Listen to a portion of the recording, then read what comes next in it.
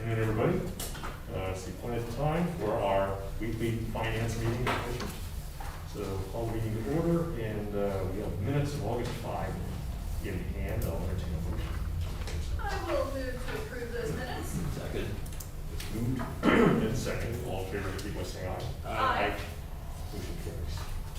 Okay, our topics today are the Renew Cumberland Grant Task Force update. Mr. Chickatano is here to provide us all of the juicy details, and of course then there's a discussion period allowed too, in which we'll have some input from Ron. So why don't we go ahead and dive into the first part of this, Mr. Chickatano? Okay, thank you. Thanks for your time again today. What we'd like to do today, and it shouldn't take very long, is just to discuss a little bit about the processes that we provided you on Monday, and the packet that we gave you, all 93 pages, I think, was what we believe to be as comprehensive as we possibly can, in telling you exactly what has occurred from the SMART package as we could go from day one, and ensure that you are aware of what we did, how we did it, things such as that. The team leads are here with me again today because we'd like to answer any questions that you have in regard to the processes and what was in the packet that we gave you. We thought we were going to be here and ask you today for your approval on the final recommendations regarding the financial piece, but we would ask you to consider delaying that because just yesterday, as luck might have it, DCED came out with 23 more pages of information for us. That is on their website, but not until yesterday, as I said. And there are many things in here that we'd like to look at closer before making the final recommendation to you. As we have since the very beginning of this project, we want to do it right. We want to do it along with guidelines that we've been provided by both U.S. Treasury and DCED. So we want to just make sure all of the T's are crossed and the I's are dotted, and there are some things that we need to take a look at it here. For example, just to give you one example, we were under the impression that municipal authorities were not eligible for funding, and we had confirmed that with the solicitor, and lo and behold, on page 6 of the new guidelines, it says municipal authorities are eligible for funding. So we now need to decide how we're going to handle that, because we had one application and we had denied it. So we want to look at that, and there are other municipal authorities that we think we probably need to reach out to. So we would ask for you to give us a bit of time before even considering those recommendations for funding. However, with that said, there are a couple other things we'd like you to consider today. Ron Snow will be coming up here talking to you about the related documents, the letters, the contract. But one thing that I would like to ask you to consider is what we found through our look at all of the applications, particularly the small businesses, is there are some that did not qualify for the minimum threshold of $5,000 that we would like to reconsider. And since the program was advertised as $5,000 to $50,000, we can't do that now without going back out and giving other folks an opportunity who didn't apply because they thought the minimum threshold was $5,000. So what we'd like to propose to you, and we don't have the details worked out yet, what we would do is the team would get together, come up with the details, and come back to you.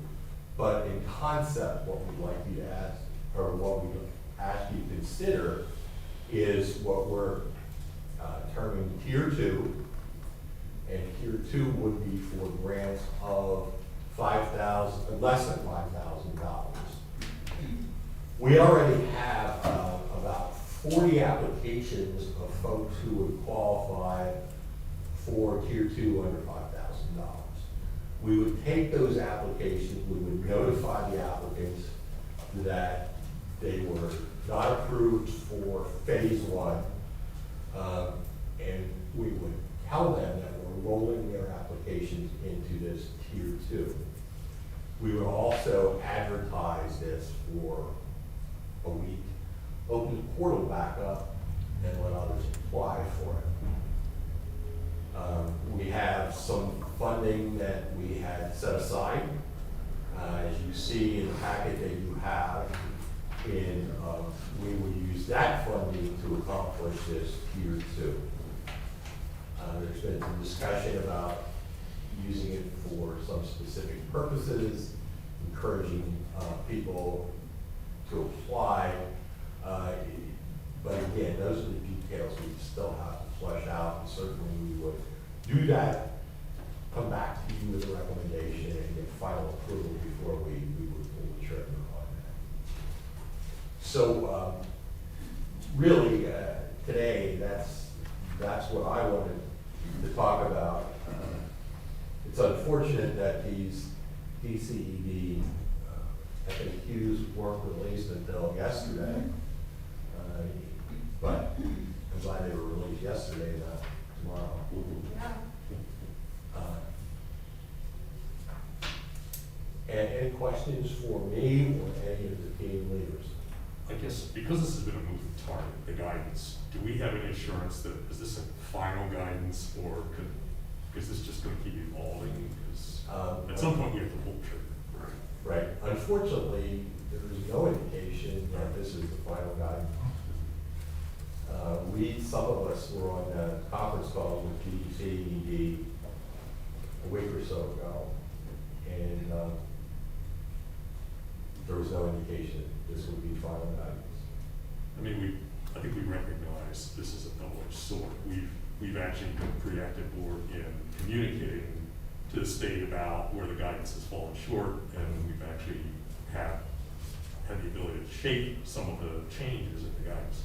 So in that sense, change has been welcome at times, but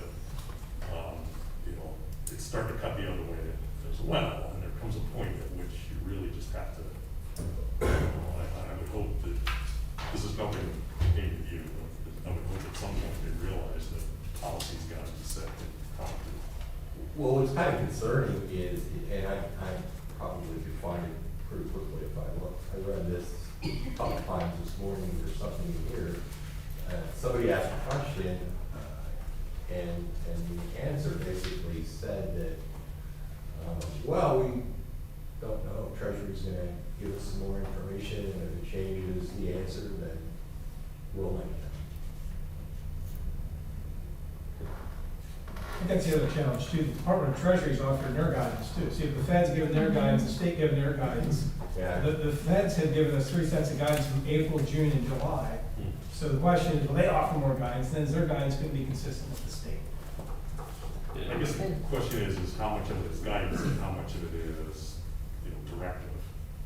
And that's a question for the lawyers, obviously, so we want to make sure that we're not running afoul of requirements that could trigger a clawback or something. Yeah. So I did read through the FAQs this morning. My concern was they would draw them back further. There's always been a little bit of discrepancy between the Treasury and the DCD, and the DCD was a lot narrower. It looks like they expanded a little bit more to meet it. And so some of the projects that we may have denied, we may be able to include. And so that's one of the reasons we don't want to make a recommendation today, for just in case we need to come back. An example is the DCED's interpretation of a project meant that it had to be up and running and fully functional. You had to be receiving the fruit of that project before the end. Well, that's not what the Treasury said. They're now doing the Treasury guidance is you can start the project and as long as it's substantially completed, you can use that funding to pay for that project. So for example, we have some HVAC projects. If we have the equipment on hand and we don't have the installation done, we can have the equipment paid for, but the installation will be on our dime. There was a little bit of question before on whether or not we could actually do that project if we couldn't have it fully installed. And that one I think we could have done, but there's a lot of projects that we looked at and said, there's no way they're getting them done. We need to go back and look at that and make sure. The other thing I probably should have mentioned too is, one of the things that we heard when we were on a call with DCED was there may be some additional funding coming sometime after December 1st. Keep in mind, December 1st and December 30th, Right. they have to be spent. So we are, and it's in the packet, we are going to look at tracking those that were denied. And we're also going to come up with a list of projects that sit on the side, shovel-ready projects that if all of a sudden December 1st, you get notified, you get X number of dollars, you load it off the shelf. Try to get them done by December 30th. Well, since DCED changed the guidelines yesterday, and we're here today, I think you guys are really on top of it. And, I don't know how much quicker we can go. A lot on top of it. So, sure, hats off to you guys.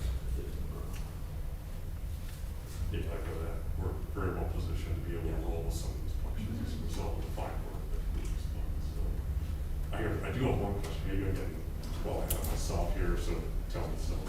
But this, the 492 plus that you're talking about for the tier 2, phase 2, whatever the call it is, do you anticipate that if we have to take additional applications, whether it's from municipal authorities or any of the other things prompted by the new guidance, do you see that coming out here, or will we go back and materially change the old ordinance to existing? And see it coming out here, correct?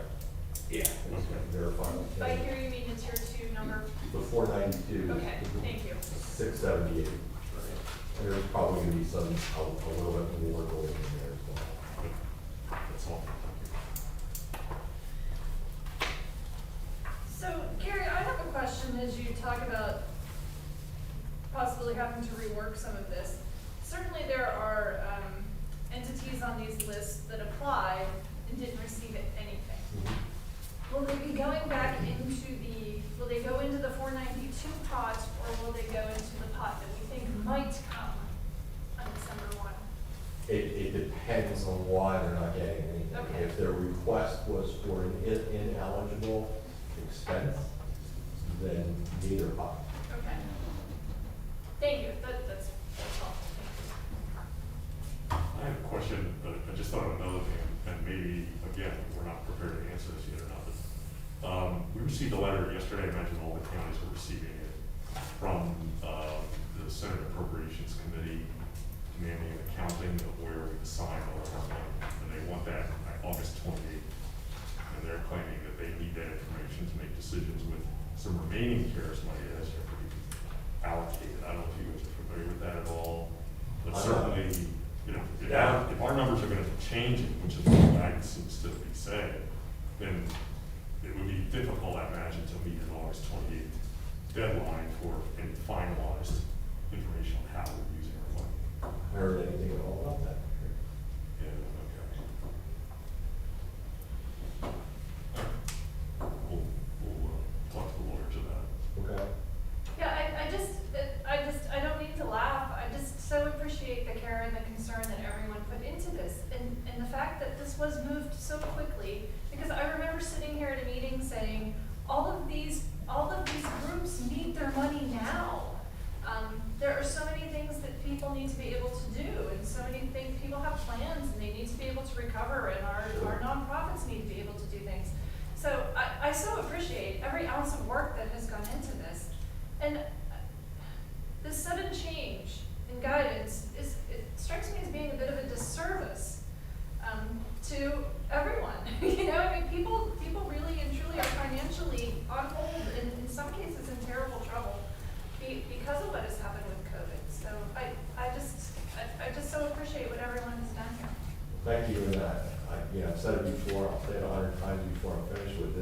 assignment. The people behind me are the ones that are just incredibly talented and very dedicated to this process. I'm juggling the balls and they're throwing them all the time.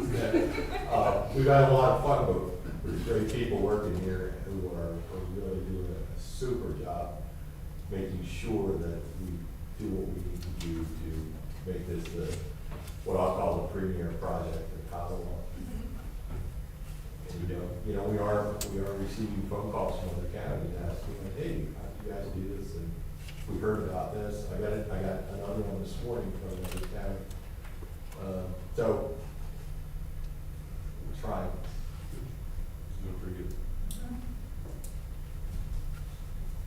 Okay. Anything additional for us? No, we just need some direction from you on the tier 2, and if you're okay with us moving forward. And then again, Ron will be talking to you about the other items on the agenda. I think I like the tier 2, and you know, I like some of the conversation that's happening around that as well, that we might make a more meaningful impact across the community by doing it this way. So, I have no objections to it. No, I'm good. Yeah, me too. I'm fine with it. Okay, thank you. We'll come back to you with some details shortly, Okay. and we'll get your approval on those guidelines that we'll establish for tier 2. We'll go from there. Thank you. Thank you very much. Okay, so as soon as we have a final recommendation for the board, and the board takes action on awarding that recommendation, it'll be time for us to start processing. So we need your approval on some of those forms and documents we'll use in the process. So the first thing that we have for you guys is 3 versions of a award letter. And the reason there's 3 versions is because there's several different groups of entities. So there's the small businesses, there's the municipals, and there's the not-for-profits. And our goal is to process these as quickly and as efficiently as possible. So in the award letters, you'll see some highlighted sections. So we're going to use our automation, create mail merges that kick these documents out for us. So we're not manually typing in individual award letters for 600 or 700 entities.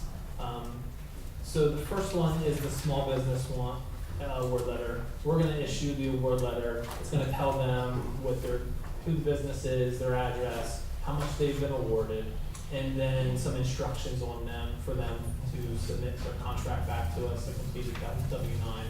And that one is going to go back to Jamie and Kate. They're going to process, double check everything, and then pass it on to us. Okay. The second award letter is for the municipalities. And municipalities are government entities, so we have to treat them a little bit different than the businesses and not-for-profits. They have a little bit more sub-recipient monitoring that they have to go through. So the main difference in their award letter is they're going to have a financial status reporting tool and payment processing form that they're going to have to fill out and submit back to Kirk in order for us to process their payments. He'll be checking proof of purchase in order. It's a reimbursement base for the municipalities. Then the not-for-profit, again, is a little bit different than the businesses because we don't quite have as much information as Jamie does have on the small businesses. So they'll also be doing the financial status report and payment processing form. So we'll use that form as their authorization that they have spent the funds in accordance with the CARES Act. Once they've submitted that to us, then we'll issue their payments. But in general, all 3 award letters are the same, just the kind of underlying requirements for each one is the difference. Any questions on the award letters? Same as you see these. I take it, our solicitor received them. Yes.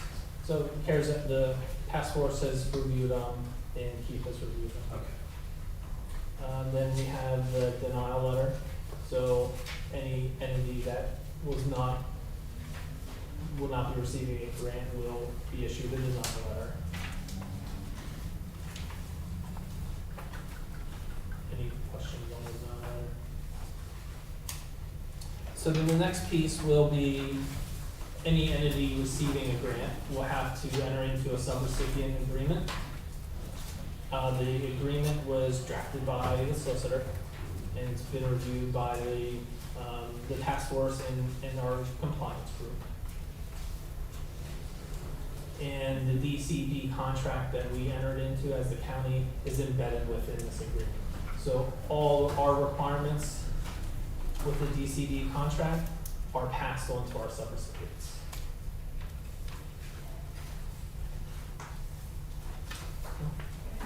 Then the last piece is the financial status reporting tool and payment processing form. It's an Excel spreadsheet. The DCD is requiring us to submit reporting to them monthly. So for the municipalities, they're going to be following the same reporting framework. So they'll fill out this spreadsheet, submit it to PERC. We'll also use this spreadsheet to make their payments. So it'll have an invoice number on them. When they submit their spreadsheet and their backup, then we'll issue them a check.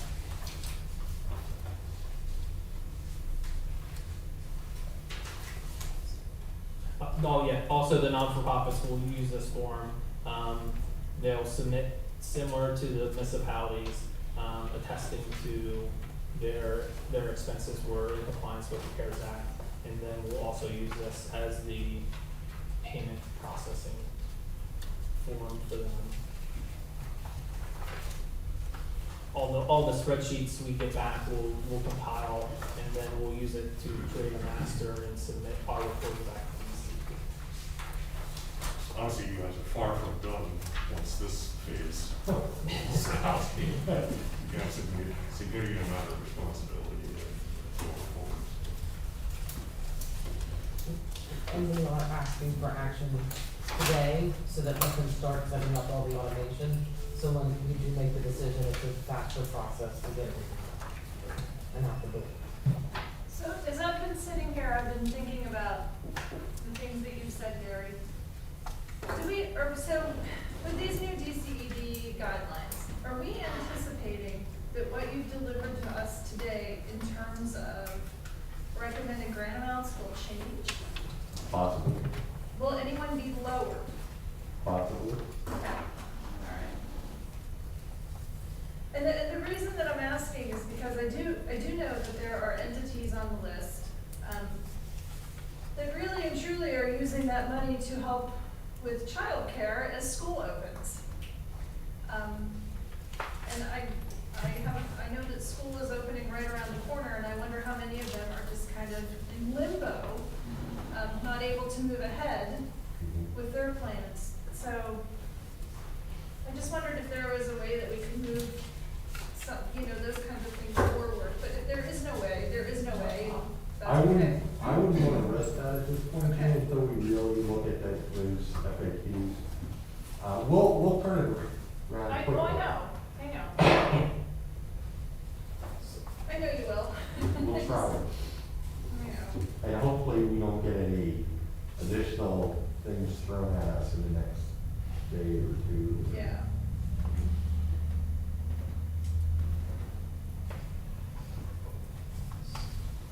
Okay, so we need the action on these items, the approval letters denial, letter, the vendor contract, the financial status report, basically your processing infrastructure to be put in place. Is there, before we get a motion, is there anything that needs to be added? I was just trying to think a little bit outside of the box on the awards for the grants. And could we potentially make a recommendation at the workshop or Monday's meeting? If we get Monday's meeting maybe a little bit better, gives us an extra couple of days, Yeah. and instead of waiting until Wednesday. I don't know if that's, because after reading through the FAQs, I'm not as concerned as I was this morning when I started reading through it, and the first thing I saw was a major change.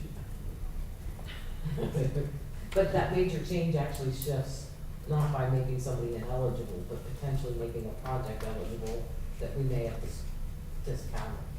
So when is your group meeting again? I mean, I imagine you're all reading the guidance now. When do you put your heads together to decide whether you need major change or minor change or no change? Well, I think what I'd like to do is, we can use this room for like 5 minutes after we're done with this meeting, just to decide that. Oh, We're not scheduled to meet until Friday, okay. but we'll see if we can do something sooner. And any recommendations that are made, we still need to put them through all of the clearances and securities and make sure they're eligible. We did start working with the federal and state databases, but we don't have clear in-house. So any awards that you make would be dependent on them making it through those clearances. Okay. So potentially it could go down from the award. Okay. There may end up being bigger pot of money for tier 2 when those clearances are done, if we end up washing out any of those applicants.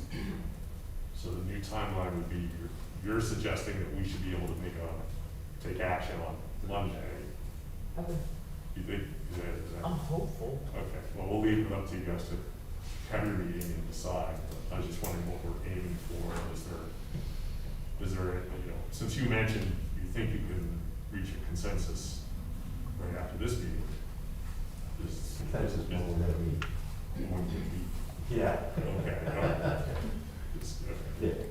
All right, so Monday is what we're kind of crossing our fingers for, but no guarantees, so. And then Wednesday would be the second That, backup. yeah, okay. We're not aiming for anything sooner than that. We'll try to get it Monday. No, I'm just saying, we have a meeting tomorrow, but that's. Oh, no. Okay, I'm just making sure. Mhm. Okay, so we're Wednesday. Okay, I don't have any questions. Yeah, I'm good. I'll make a motion, Mr. Chairman, to approve the related documents pertaining to the 2020 CARES Act as presented today, which include approval letters, denial letter, vendor contract, and financial status report. I'm gonna second that motion. Okay, it's moved and seconded. All in favor, indicate by saying aye. Aye. None opposed, passes unanimously. So you have what you need now. We were update. Just need to hear back from you then, so very good. Yeah, kudos on all of the work. We have no other topic matters on here, so I'll move on to other business.